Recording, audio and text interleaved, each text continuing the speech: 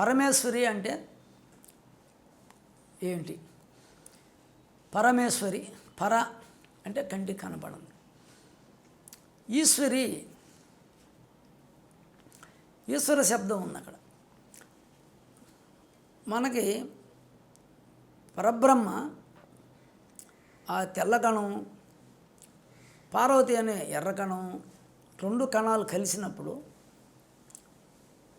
కలిగేటటువంటి అరుణకాంతి ఏదైతే ఉందో, ఈ అరుణకాంతితో ఉండే మిశ్రమ బీజం కానీ బిందువు కానీ, బీజం అంటే శరీరంలో అయితే మిశ్రమ బీజాలు, అన్ని జీవరాశుల్లో ఉండేది మిశ్రమ బీజాలు, బయట ఉండేది అంతా కూడా ఈ విశ్వంలో బిందువులు. మిశ్రమ బిందువే పరమేశ్వరి. పర అంటే కన్నపడింది,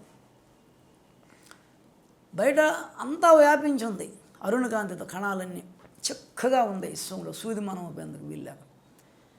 అరుణకాంతిలో ఉండేది శక్తి, అదే దైవశక్తి అరుణకాంతి.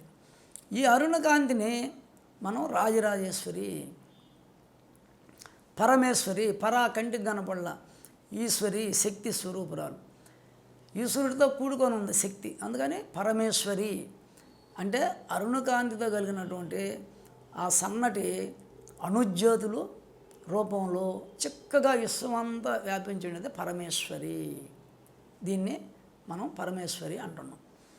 అందువల్ల రూపం వస్తే పేరు వస్తుంది దేనికైనా.